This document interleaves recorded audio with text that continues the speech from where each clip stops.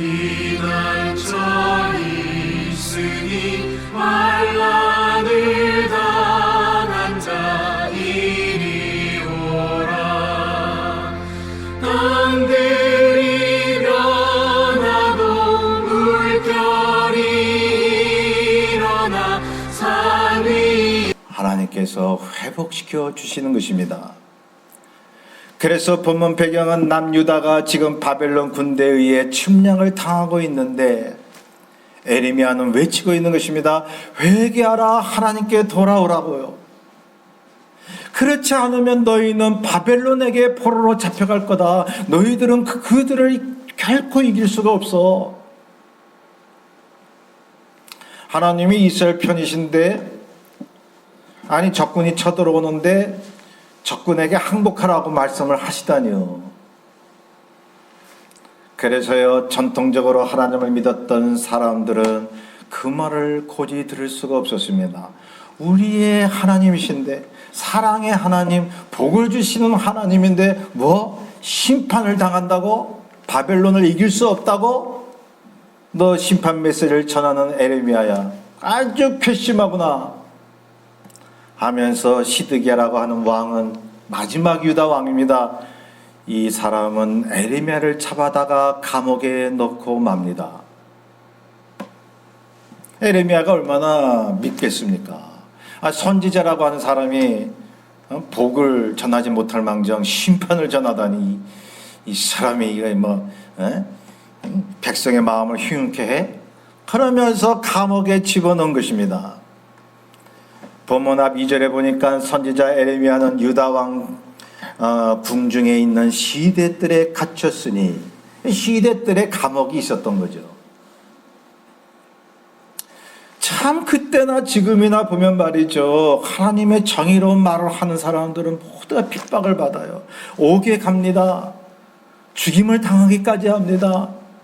그런데 기회주의자나 이렇게 하나님의 참 말씀을 거부하는 사람들, 현실에 타협하는 사람들 말이죠, 편안히 살아요. 그때나 지금이나 대체로 그렇다는 거예요. 그래서 그 당시 거짓 선지자들이 대우받았어요. 편안했어요. 왜? 평강이다, 평강이다. 너희도 하나님의 복 받을 거야. 그러니 그 말이 참 좋거든요. 꿀같이 느껴지거든요. 그 당시 에레미야 당시에 거짓 선지자가 누구냐 하면 하나냐라는 사람이었습니다.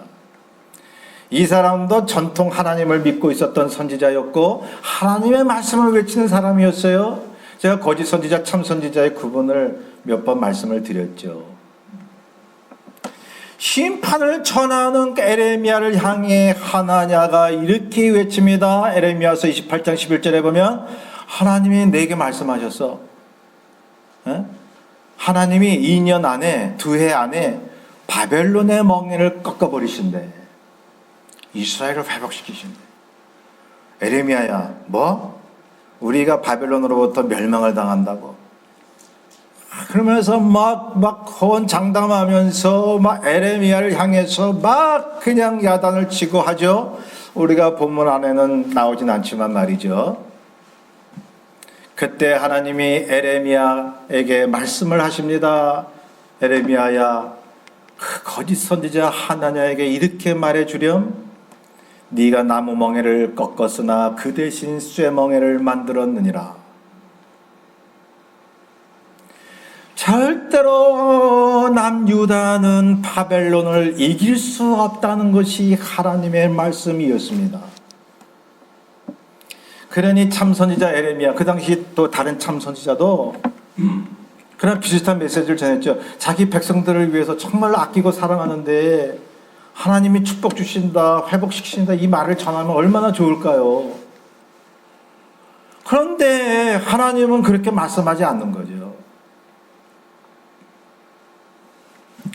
그래서 눈물의 선지자인 것입니다.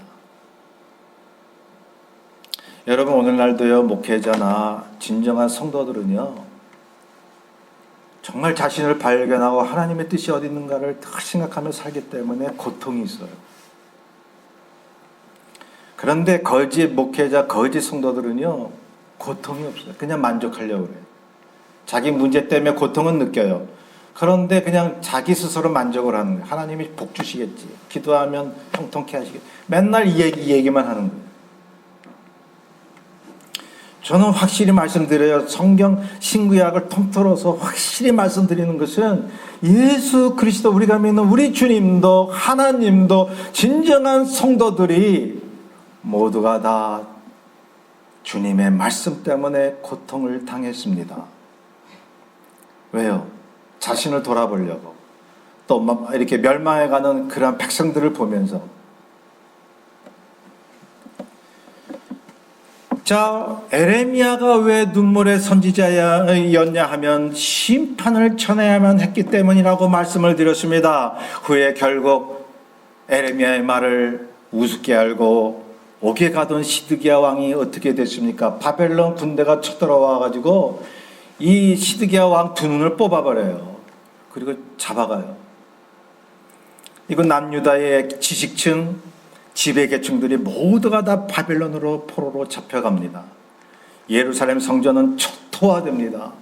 완전히 그런 전쟁터가 없습니다. 완전히 폐허가 됩니다.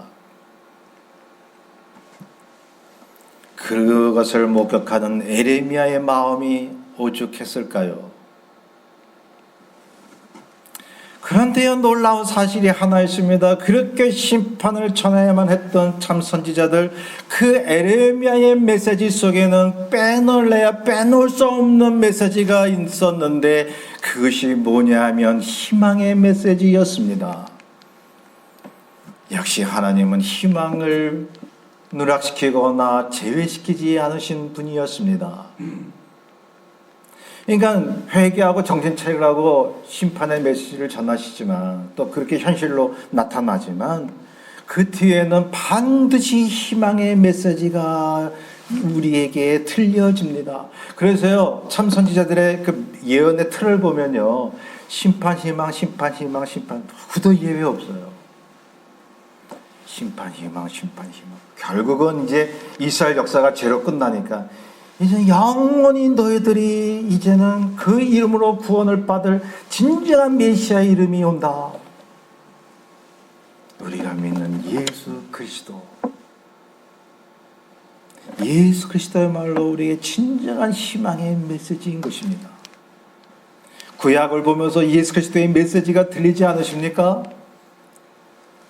우리 주님께서 말씀합니다. 구약의 모든 말씀은 나에 대함이라.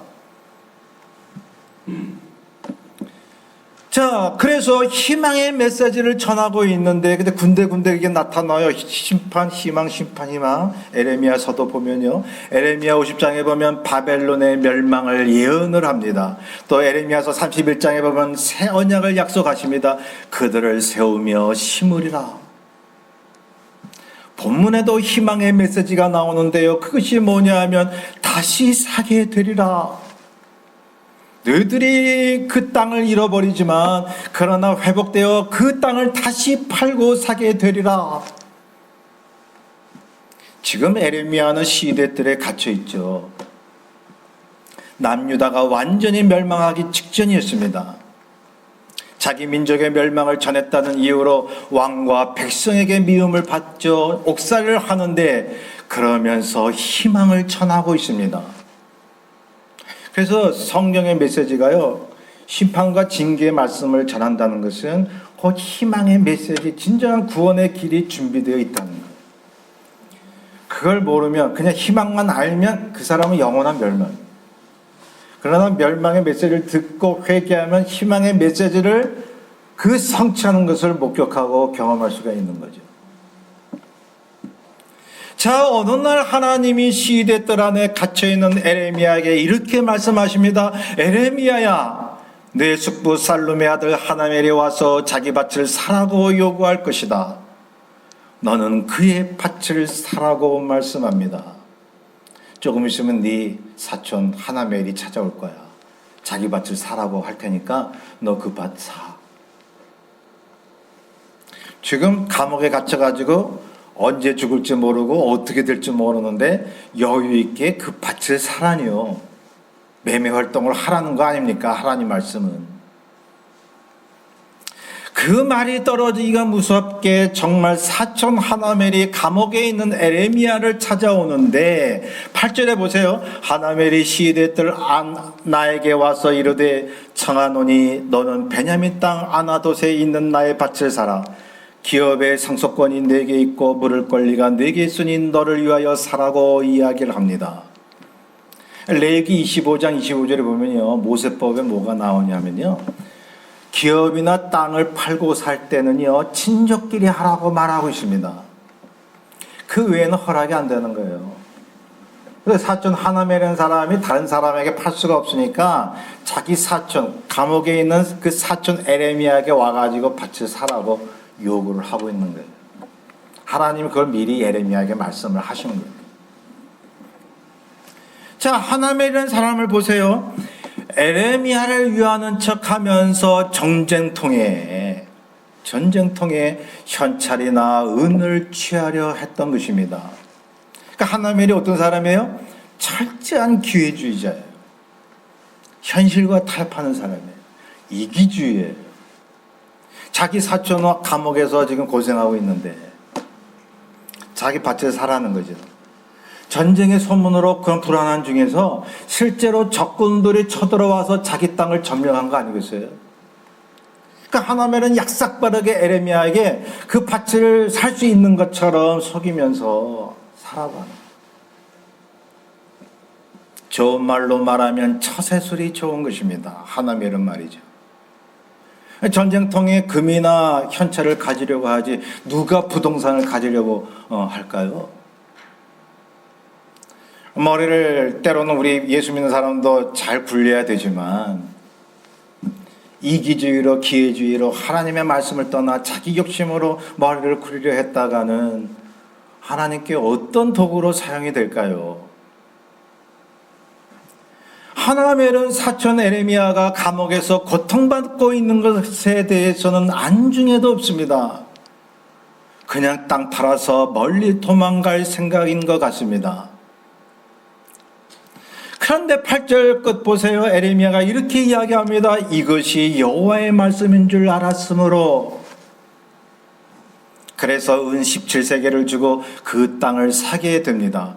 여러분, 그 당시 은 17세겔은요, 은 17세겔, 이것은 그 액수는 그 당시에 노동자가 한 3일 일해서 벌 수 있는 액수였습니다. 그때 땅값이 얼마나 되는지는 잘 모르죠. 현재 학자들은 잘 모릅니다.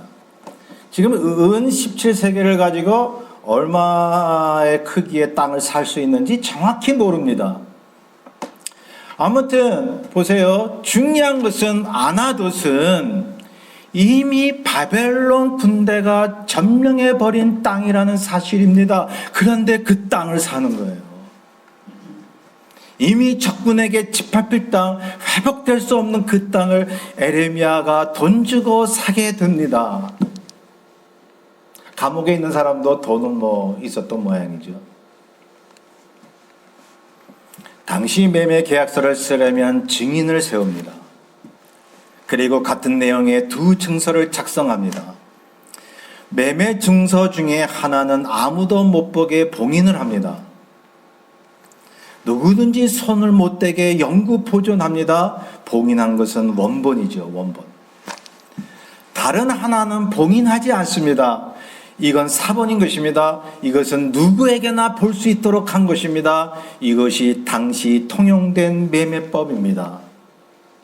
모세 시대, 또 그 이후의 왕조 시대.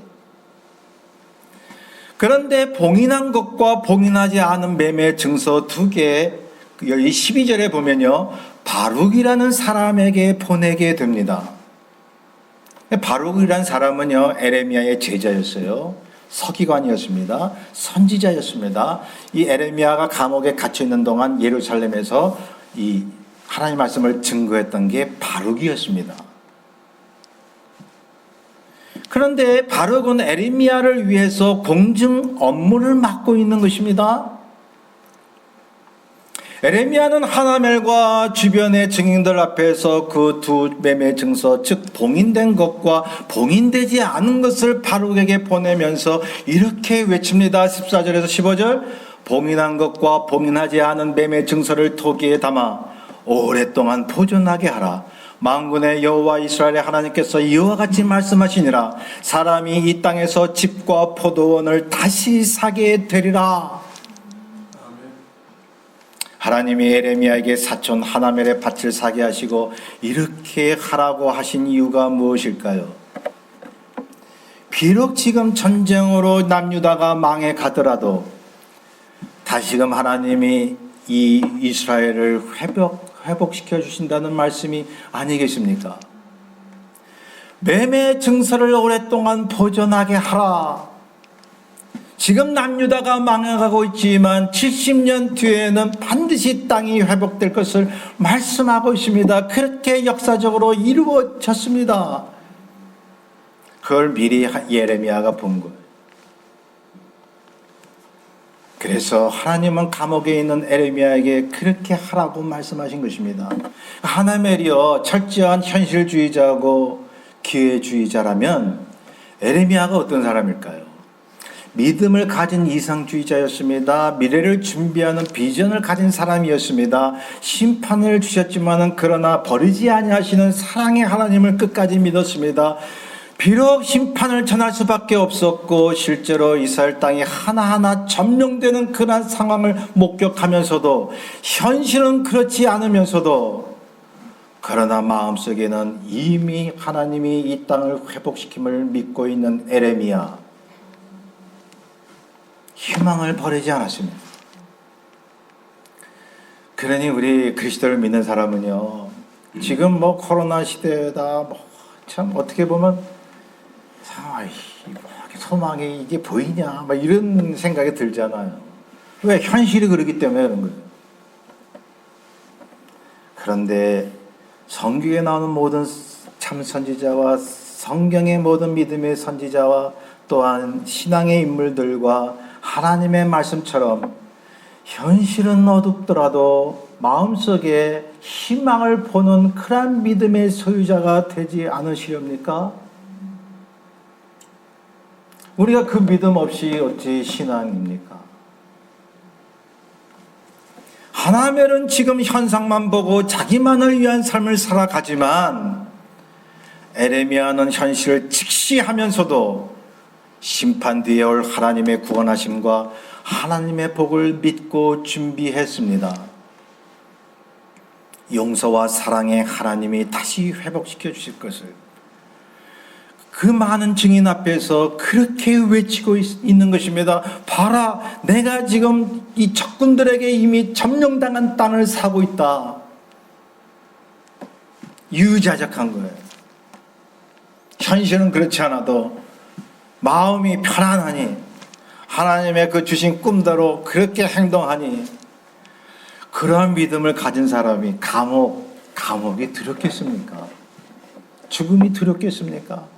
순교당한 모든 우리 순교자들을 보세요. 찬송하며 기쁜 얼굴로 주 예수 그리스도의 이름으로 죽임을 당했습니다. 천국에 있는 것을 믿기 때문이었습니다. 자, 아나돗의 밭을 샀다고 했습니다. 이 아나돗은 예루살렘에서 북동쪽에 위치하고 있는 아주 근거리에 있는 땅입니다. 근데 못 가보잖아요. 아나돗은 에레미야의 고향이었습니다. 그러니 그 아나돗이 이미 적군들에게 짓밟히고 못 가는, 고향이 그리워도 못 가는 신세니, 그럼에도 불구하고 마치 그 땅에 기거할 것처럼, 마치 그 땅을 이제 하나님이 주셔서 살 것처럼 고향에 있는 밭을 샀다는 얘기입니다. 그 뒤 사건을 한번 볼까요? 하나님의 예언대로 예루살렘이 바벨론에 의해서 초토화되었지만 그 바벨론은 페르시아에게 멸망을 당하고 맙니다. 이 또한 전쟁의 역사가 하나님이 이스라엘을 구원하는 사건이 되고 있잖아요. 근동 지역을 장악한 페르시아 고레스 왕이 기원전 538년에 바벨론 지역에 포로로 잡혀왔던 유다 민족을 놔준 거예요. 네 고향으로 다 돌아가라. 나는 너희들을 속박하지 않겠다. 죄다 이제 그 폐허가 된 예루살렘에 돌아온 거 아닙니까? 거기서 성을 세우고 성전을 세워서 다시 그 성전에서 하나님을 예배하고 다시금 하나님께 영광 돌리며 그 희망의 메시지를 실현하는 그 영광을 누리게 된 것입니다. 에레미야의 아나돗의 밭을 구매한 행동이 하나님의 예언이 되어 그대로 실현이 됐다는 것입니다. 저는 이 내용을 보면서 이렇게 기도해 봅니다. 하나님, 우리 대한민국에도 그런 회복을 주옵소서. 바벨론 같은 저 공산주의자들을 하루속히 물러가게 하시고 남북이 복음으로 통일되게 해 주옵소서. 그래서 한반도 일대에 예수 그리스도의 계절이 오게 하시고 저 평양 땅에도 저 압록강 두만강 지역에도 주님이 원하시는 그 그리스도의 교회가 세워지게 해 주시옵소서. 저는 오늘 본문의 말씀을 믿고 기도하면 우리 주님께서 우리 고국을 그렇게 회복시켜 주시고 변화시켜 주시리라 믿고 있습니다. 우리가 아무리 미국 땅에 와서 살지만 어떻게 고국을 잊을 수가 있겠습니까? 자, 이 땅에서 다시 사게 되리라. 주님이 분명코 우리 고국과 우리 교회와 가정과 우리 모든 삶을 회복시켜 주십니다. 그것을 우리가 믿는다면 그것이 실현될 것을 믿으면서 준비하는 삶이 되고 있습니까? 에레미야처럼 준비하는 행동과 말과 믿음을 가지고 있나요? 그러한 준비하는 믿음으로 현실도 이기시는 저와 여러분 되시기를 주의 이름으로 축원합니다. 내 뜻을 잘 생각.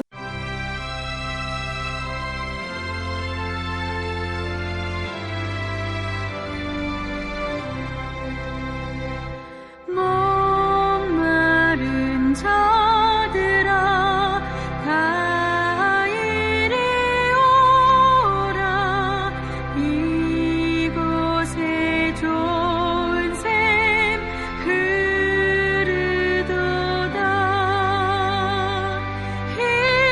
힘쓰고 애씀이 없을지라도 이 샘에 오면 다 마시겠네. 이 샘에 솟는 물 강같이 흘러 온천